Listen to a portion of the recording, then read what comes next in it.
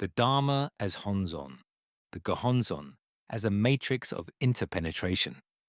Philosophers and psychologists have long known that whatever one holds most dear, whatever one pays the most attention to, one becomes like that thing. We take on the characteristics of what we pay attention to. While this may sound like mumbo-jumbo, it's a basic tenet of Buddhism that we are all interconnected.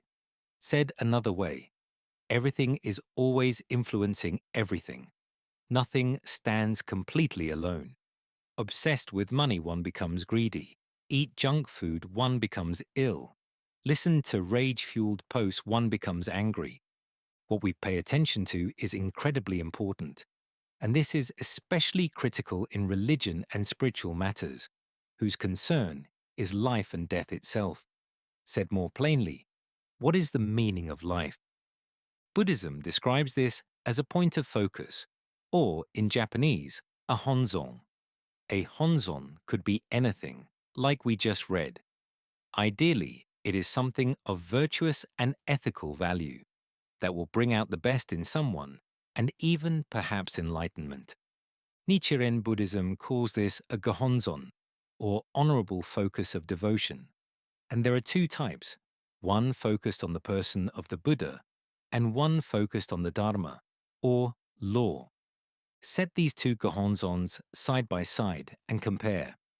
A carved figure of the Buddha seated, serene, the eyes half open in meditation, and a paper scroll covered in bold vertical calligraphic brushstrokes, Chinese characters running down the center with Sanskrit letters and further names ranked around them, and not a single face or body anywhere upon it. Both are gohonzons, the focus of devotion. A practitioner will bow toward one or the other, sit before it morning and evening, chant before it, and orient a whole life around it. So the question is, does it matter which one? The gentle answer treats it as a matter of preference, or simply which school one happens to belong to. I want to make a different case. The choice between a figure and a field of names is not a simple matter of taste or of lineage habit. It is a choice about what reality is. Nichiren inscribed a mandala rather than carving a Buddha, and the reasons for it reach all the way down to the very central core of the teaching. Once we see why, the mandala stops looking like an unusual focus of worship and starts looking like the one that keeps faith most completely with what the Buddha taught. The traditional and beautiful way of reading the calligraphic mandala gohonzon is the ceremony in the air made visible, the great assembly lifted into the boundless dimension, the treasure tower risen with the two Buddhas seated side by side within it, the guardians stationed at the four quarters, the whole cast from the Lotus Sutra arranged around the sacred title. We enter that space in imagination and stand inside the cosmic drama of awakening. There is a second way of reading the calligraphic mandala, quieter, and it is the one I want to hold up here. Look again at what is inscribed. There is no scene. There is no depicted moment, no landscape, no bodies caught in the midst of an event. There are just names. The mandala arranges characters, the title down the center, and the various names of bodhisattvas, gods, demons, and humans, each representing one of the 10 worlds ranked around it, and it sets them in relation to one another. It is less a picture of the realms than a matrix of how they stand to one another. The visionary reading gives us a place to enter. This second reading gives us something deeper.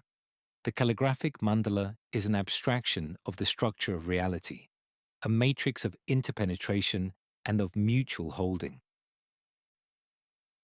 This matrix has a name, the mutual possession of the 10 worlds, jikkai gogu, the teaching that each of the 10 realms of existence, from hell at the depth, through the hungry ghosts and the animals and the human and heavenly states, up to Buddhahood at the height, contains within itself all 10 of the others. Hell holds Buddhahood. Buddhahood holds hell. No realm stands alone as a sealed and separate condition. Each is what it is only by containing and being contained by the rest. The 10 realms, then, are not a linear hierarchical ladder to climb, but a fluid flux of relational interconnected states we experience at any one moment in time. The calligraphic mandala shows this visually without exposition. It just is. It is such. The way things are. The 10 worlds are inscribed together in a single field, so that their mutual possession is present at a glance, as a feature of how things are, and not as a conclusion we labor toward by contemplation. Read this way. The mandala beautifully abstracts Buddhism's most basic claim. When a realm is constituted entirely by its relations to the others, it has no independent self-nature of its own. And having no independent self-nature is what emptiness means, which is what dependent origination means.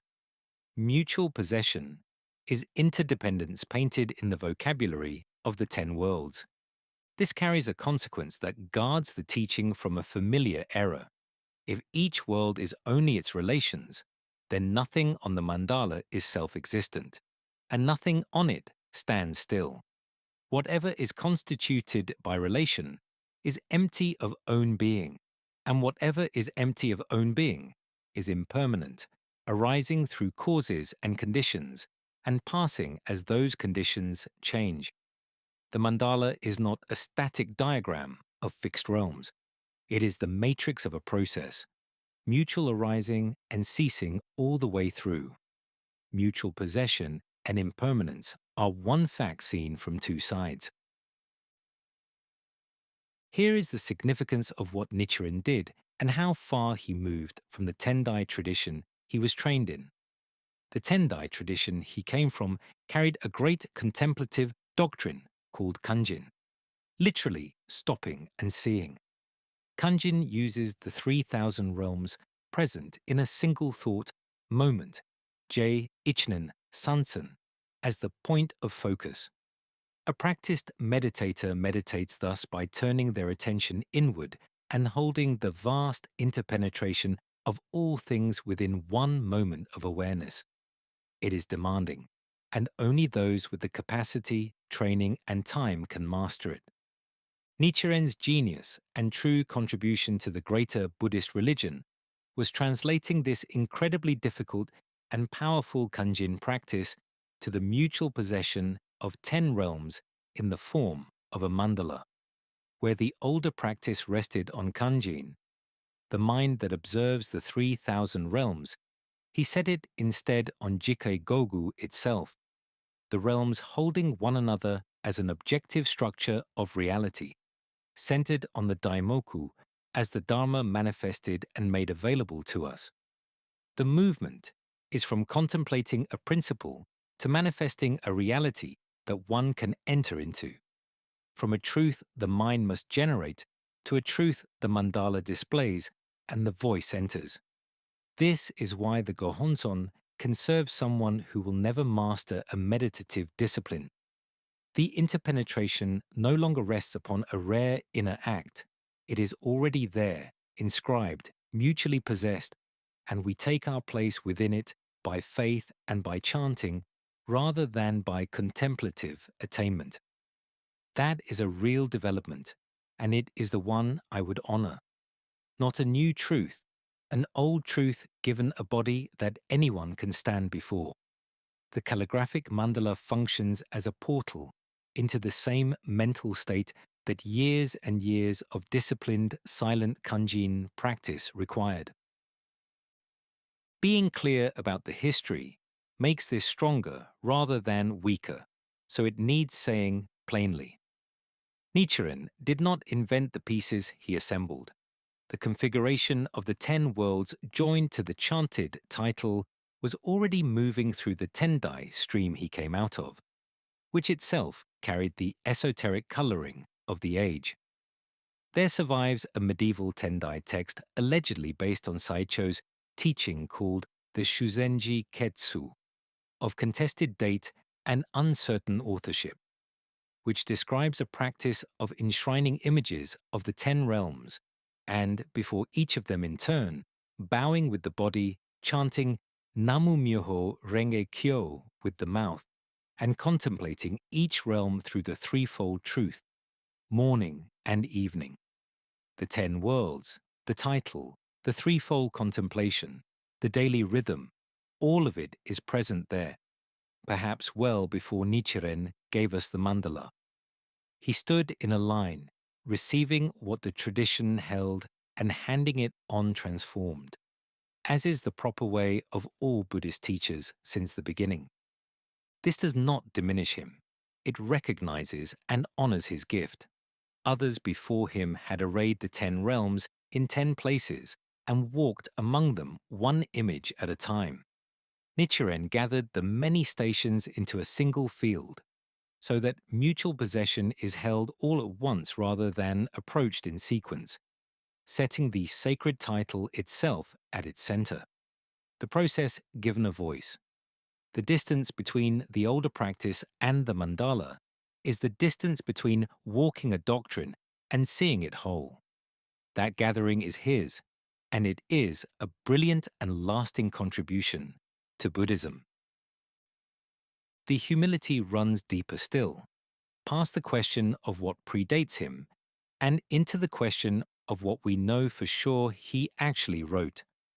Among the writings that carry this relational vision, some of the most luminous are among those we are not sure he actually wrote, because none are extant in his own hand or holographs done by immediate disciples. One of them speaks, poignantly and clearly, to what this whole essay has been circling. The Sokanmon-sho takes the oldest of contrasts, sleeping and waking, and turns it to unexpected use. We live, it tells us, in the dream of birth and death, asleep at each passing thought, mistaking the shifting figures of the dream for solid things, and moving from darkness into darkness after them. The awakened one, Buddha, does not stand outside the dream and call to us across a distance. He enters it. He comes into the same place as the dreaming beings and speaks to them in the language of the dream, because a dreamer can hear it no other way. Even the highest teaching reaches us as dream speech, words shaped for sleepers, whose whole intent is waking. The point worth catching is what waking then means. We do not wake up and leave. There is no other place to go. Waking is not an exit from the dream of birth and death into some changeless realm standing behind or underneath or above it. It is a change in how we observe the very world we are already in. We wake within the dream, and the dream, seen now with open eyes, is no longer a prison. It is the very medium of awakening, the only place awakening was ever going to happen. This is why the Sokamon-sho never lets waking reality harden into a permanent ground beneath the flux. Were it such a ground, we would have slipped the permanent self back in through the door marked awakening. Because we wake within birth and death and keep waking, the waking is not a destination we reach and keep. It is a relation we enter and re-enter, thought moment after thought moment. Waking reality is not a substance under the dream. It is the awakened way of standing in it, the same world held in open hands instead of clutched. Here is the part that should give us pause, and gladly. Of all the writings gathered into this discussion, the Sokanmon-sho is among the least securely Nichiren's. It carries features that sit oddly against his mature hand, and careful scholars have set it among the doubtful. And it is the one that opens the relational vision most luminously of all. I take real comfort in that. It means the truth of the reading was never resting on the pedigree. A text can wake us whether or not we can name the sleeper who first set it down. We can hold the teaching close and hold the authorship loosely and lose nothing in the holding. Because what the Sokanmon shows us about waking within the dream is true in the one way that finally matters, by opening our eyes where we already stand. Now we can say why the object of devotion is a calligraphic field of names and not a carved figure, and why the difference is doctrine and not decoration. A statue is a someone. However exalted, a carved Buddha is a person, present, seated there, facing us, and a someone facing us restores the very thing the whole teaching works to dissolve. There is a self here bowing, and a Buddha there receiving, and a gap between them across which our devotion travels. That arrangement quietly returns own being to the picture, the awakened one's Buddhahood held as a possession lodged in that form, set over against us who seem to lack it. It invites the reaching toward a source outside ourselves that the first word of the chant, Namu, read with care, refuses. The mandala allows none of this, because there is no one upon it to face us. What is inscribed is the relational field itself, the 10 worlds mutually holding, grounded in the title. When we sit before it, there is no second party across a gap. There is the structure of reality, and we are already a node within it, never outside it, never apart. And so the encounter cannot settle into a self addressing a Buddha. When we chant before the Gohonzon, it is not in the end our own voice that chants. No separate self stands outside the relational field, authoring the sound and aiming it at a Buddha elsewhere. The voicing is the field sounding itself. What we call our chanting is the unborn, undying suchness, giving voice through this breath, this mouth, this life, with no separate agent behind it doing the saying. The 5 characters were never somewhere else, waiting to be received across a distance. The receiving is the falling away of the distance. Namu, read this way, is a refuge that cancels its own direction, for there is no source over there to reach toward, and no supplicant over here to send the reaching. There is one relational event, and the sense of a separate voice is the last thing to dissolve within it. This is jikkai gogu turned inward and made personal. Standing before the mandala, we are not a person contemplating an external matrix. We are the matrix's own reality manifesting, for these breaths, as this life and this voice. The honzon with no one in it turns out to be the honzon that leaves no one out, for it has quietly gathered in the very one who came to bow.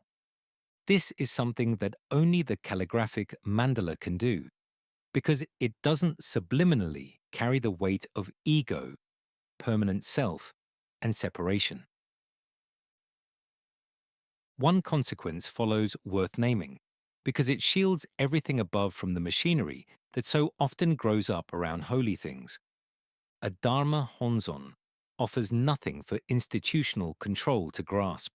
One can hold custody of a line of persons, a chain of transmission running back to a founding saint, a relic, a succession, an office. These can be owned and gate-kept, and a great deal of religious politics is the long business of owning and gatekeeping them. No one can hold custody of the relational structure of reality. It is not a possession that passes down a guarded line. It is simply how things are, open to anyone who sits before the mandala and chants, needing no priesthood to broker the meeting and no certificate of descent to make it real. By its very nature, the Dharma-honzon is the object of devotion that cannot be monopolized, which is finally why I follow this teacher without canonizing him. I do not need Nichiren to be a flawless origin, and the historical record, examined with care, will not allow him to be one. He was a human being with a human being's faults, standing in a long line, handing on what he had received. What draws me is not a spotless saint. It is the one thing he did better than anyone before him or since, taking a meditative discipline, an ontology, and a dialectic, and crystallizing them into a single object we can stand before and chant. That achievement needs no origin myth to defend it, and the politics that gathers around it cannot touch it, because it rests on the Dharma and not on his person. The mandala teaches the same lesson about him that it teaches about us. Look past the figure to the field. The greatness was never a possession lodged in the man. It is the truth he gave a body, and that truth is here now, open to anyone willing to sit down before it and begin. Nichiren was not the first to hand on what he had not made, and he will not be the last. The whole of the Buddhist canon works this way. The Pali Suttas and the Mahayana Sutras alike were written down generations after the Buddha fell silent, remembered, shaped, and set down by those who came after. This is not a flaw in the tradition. It is the tradition. Buddhism is a living thing, changing and evolving, each awakened mind building on the ones before it and passing the flame to the next. So I care little whether any single text's provenance can be proven to a certainty. What I care about is whether it holds true to the four seals, whether it opens the reality it claims to open. In a world that is constantly changing, there can be no permanent coda, no final and fixed last word. Only the process can be trusted, and the process is the Dharma itself, which we give the name Myoho Renge Kyo. Namu Myoho Renge Kyo. Namu Myoho Renge Kyo. Namu Myoho Renge Kyo